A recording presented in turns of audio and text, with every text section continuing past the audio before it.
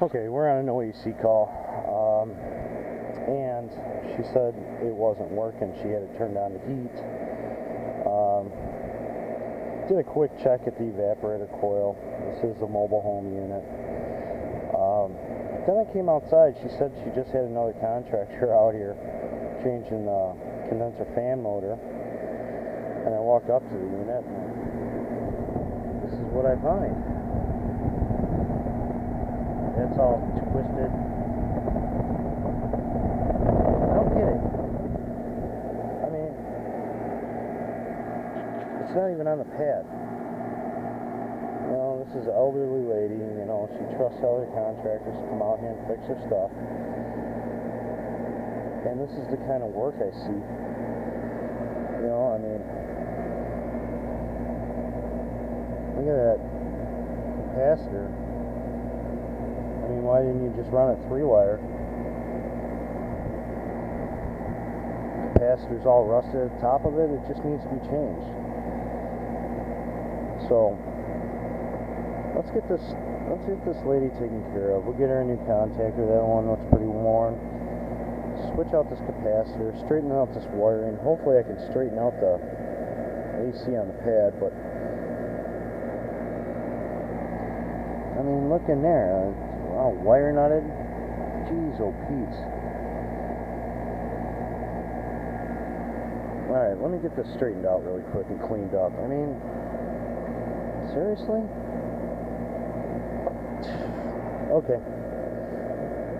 Let me get it fixed up, get a new capacitor, new contactor on there, take care of this elderly lady.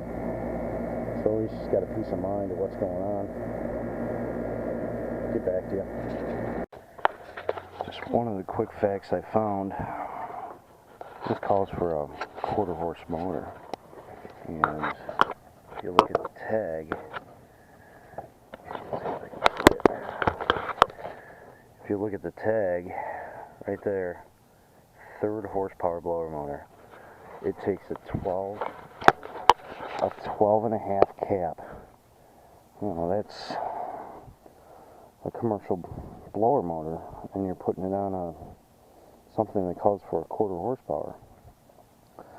So I'm getting everything zip tied up. I gotta change my wires in here and get some wires zip tied up in the cabinet. Try to slide this thing over. I got my contactor and capacitor out, so we're going to reposition those.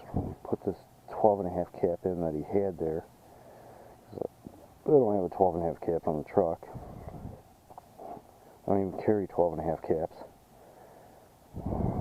So I'm going to get this thing tidied up and go from there. Now we're done putting this back together. I moved the contactor down so the wires aren't so close to the top. Strap that capacitor in how it should have been. We replaced this contactor and we replaced the capacitor.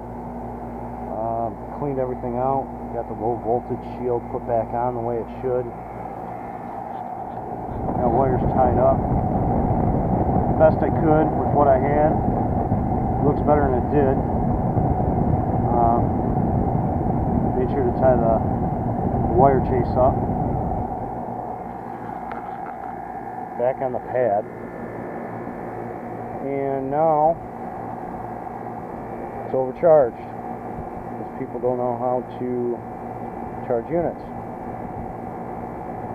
But we're going to replace the evaporator coil, so I'm going to leave it like this right now. As you can see, I got real superheat. I'm at 44 degree coil. I got 40. I'm negative superheat. So by the time I get back here to replace this coil, pump everything back down, then I'll adjust the charge at that point. But until then, I'm going to leave it the way it is. We should be back here in a few days. So, I mean, it's been running like this for God knows how long. So it's not going to hurt it. If, you know, I mean, it was probably already damaged, you know, not bringing any heat back to the compressor. It's probably slugging it. So, the moral of this story is take care of your grandma or your mother. You know, I mean, if you're a contractor, don't do crappy work like this. Make sure everything's proper. It doesn't matter if it's your mom or grandma. Take care of them like any other customer, paying customer. They rely on a contractor to come out and fix it right the first time. And if it doesn't get fixed right, you know, then you get me to follow up and say everything's wrong, and they think I'm full of crap. But we got her taken care of. At least I know she'll have cooling until we get back and take care of the situation in hand. So that's it for this one.